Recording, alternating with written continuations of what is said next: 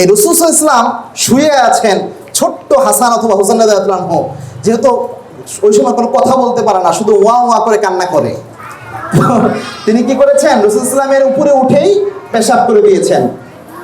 যখন ফাতেমা রাদিয়াল্লাহু আনহা অথবা অন্যান্য পরিবারের সদস্যরা দেখলেন যে কিরে রাসূল সাল্লাল্লাহু আলাইহি ওয়াসাল্লামের উপর ছোট বাচ্চা পেশাব করে দিচ্ছে পবিত্র শরীরের উপর, তারা চিন্তা করেন বাচ্চাটাকে তাড়াতাড়ি সরিয়ে নেই।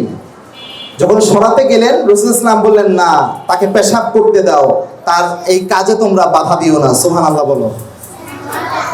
এই যে পেশাব করতেছেন রাসূল সাল্লাল্লাহু আলাইহি ওয়াসাল্লামের শরীরের উপর বসে, তবু আল্লাহর হাবিব বলেছেন তার কাজে তোমরা বাধা দিও না।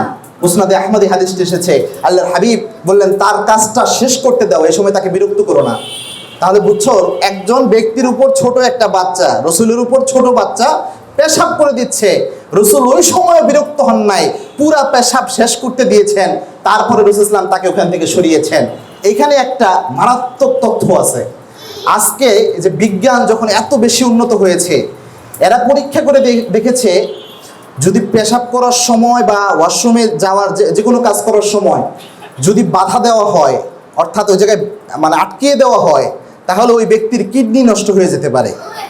এটা বর্তমান বিজ্ঞান প্রমাণ করেছে যে আমরা যখন আমাদের এই যে ওয়াশরুমে যে 1 নম্বর 2 নম্বর সারি, এই সময় যদি কোনোভাবে বাধা দেওয়া হয়, এই বাধা দিলে কি হয়, কিডনি নষ্ট হয়ে যেতে পারে, কিডনির উপর একটা মারাত্মক চাপ প্রয়োগ হয়। ওই সময় কি কোনো বিজ্ঞানের কোনো কিছু ছিল না। ওই সময় রাসূল সাল্লাল্লাহু আলাইহি ওয়াসাল্লাম এটা জানতেন, কারণ তিনি তো নবী, তিনাকে সব জ্ঞান দান করেছেন কে? আল্লাহ। ওই সময় এই জন্য রাসূল সাল্লাল্লাহু আলাইহি ওয়াসাল্লাম ছোট্ট বাচ্চার এই কাজেও বিরক্ত হন নাই।